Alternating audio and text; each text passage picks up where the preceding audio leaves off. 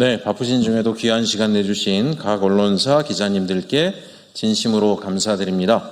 오늘 저는 최근에 중앙선관위에 잘못된 선거 관리론에서 발생한 문제와 관련해서 대단히 유감스럽게도 국민의힘 장동혁 대표는 이 사건 자체를 정치적으로 악용하는, 진실을 알면서도 그런 저열하고 저급한 정치 행태를 보이고 있고, 거기에 대해서 모두 발언을 통해서 한 말씀 드리고자 이 자리에 섰습니다. 모두 발언문을 읽도록 하겠습니다.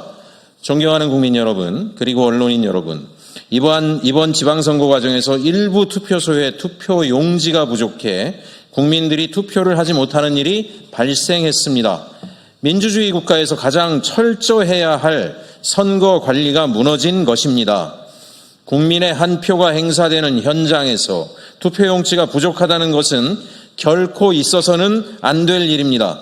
저는 이번 사태를 단순한 실수로 보지 않습니다. 투표용지 몇 장의 문제가 아닙니다. 국민의 참정권이 흔들린 문제이고 대한민국 선거관리 체계에 구조적 문제가 드러난 사건입니다. 반드시 진상을 규명해야 합니다. 반드시 책임을 물어야 합니다. 그리고 반드시 바꿔야 합니다. 그런데 저는 이번 사태를 보며 놀라지 않을 수 없습니다. 이미 예고된 일이었기 때문입니다. 선관위는 오랫동안 국민의 신뢰를 갉아먹어왔습니다. 감사원은 전국 시도 선관위 경력 채용 과정에서 878건의 규정 위반을 적발했습니다. 국민권익위도 최근 7년간 채용비리 의심 사례 353건을 확인했습니다. 고위 간부 자녀 특혜 채용 의혹이 드러났고 면접 점수 조작과 채용 절차 위반도 확인됐습니다. 선거의 공정성을 관리해야 할 기관에서 정작 채용의 공정성이 무너져 있었던 것입니다. 선거철마다 휴직과 휴가가 급증하는 기형적인 조직 운영도 반복됐습니다. 선거를 관리해야 할 핵심 인력이 빠져나가고 그 빈자리를 채우는 과정에서는 또 다른 채용 문제가 발생했습니다. 회계와 예산 집행도 마찬가지였습니다. 선거 경비를 이미 집행하고 관련 서류를 위변조한 사례까지 확인됐습니다.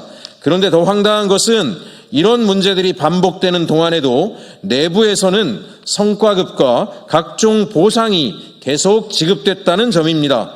채용 비리가 드러났는데도, 조직 운영이 엉망인데도, 선거관리 실패가 반복되는데도 책임지는 사람은 없고 성과급은 지급됐습니다.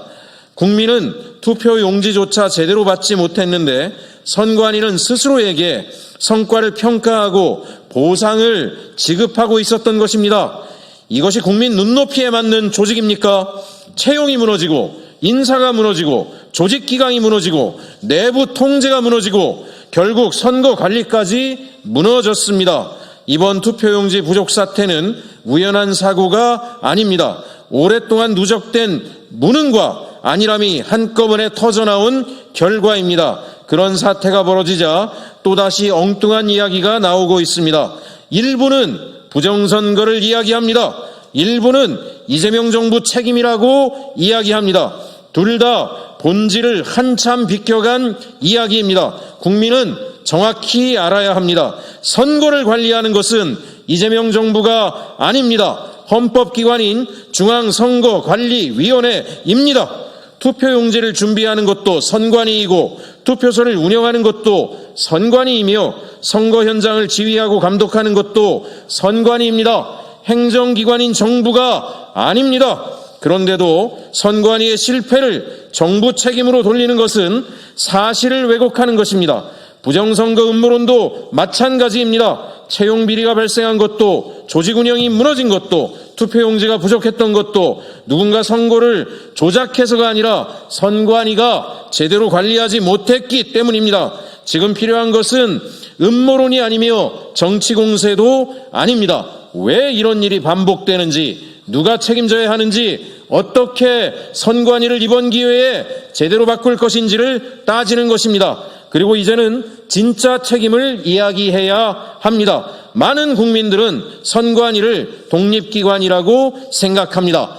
하지만 실제 선관위의 지휘체계는 현 사법부와 깊게 연결되어 있습니다. 중앙선거관리위원장은 관례적으로 대법관이 맡고 있고 각 시도 선관위원장 역시 대부분 법원장들이 맡고 있습니다.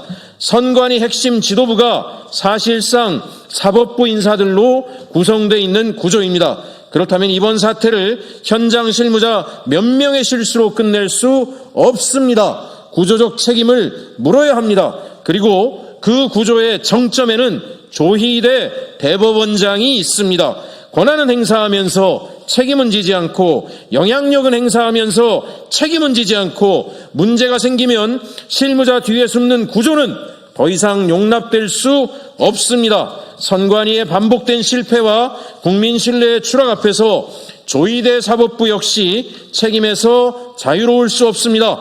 저는 이번 사태를 계기로 선관위를 근본부터 다시 설계해야 한다고 생각합니다.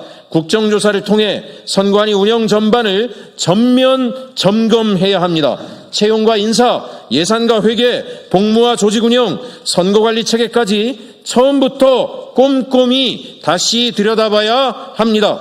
법관의 선관위원장 겸직 문제도 재검토해야 합니다. 선관위를 국민의 감시와 통제를 받는 기관으로 바꿔야 합니다. 헌법기관은 성역이 아닙니다. 국민위에 있는 기관도 없습니다. 국민의 한 표보다 더 큰 권력도 없습니다. 이번 사태는 투표용지 부족 사건으로 끝나서는 결코 안 됩니다. 채용 비리도 특혜와 반칙도 방만한 조직 운영도 실패에는 책임이 없고 성과급만 남은 조직 문화도 이번 기회에 함께 끝내야 합니다. 선관위를 바꾸지 않고서는 국민의 신뢰를 회복할 수 없습니다. 저는 이번만큼은 그냥 넘어가지 않겠습니다. 끝까지 책임을 묻겠습니다. 끝까지 진상을 밝히겠습니다. 그리고 국민의 참정권을 지키기 위해 선관위를 반드시 뜯어 고치겠습니다. 감사합니다.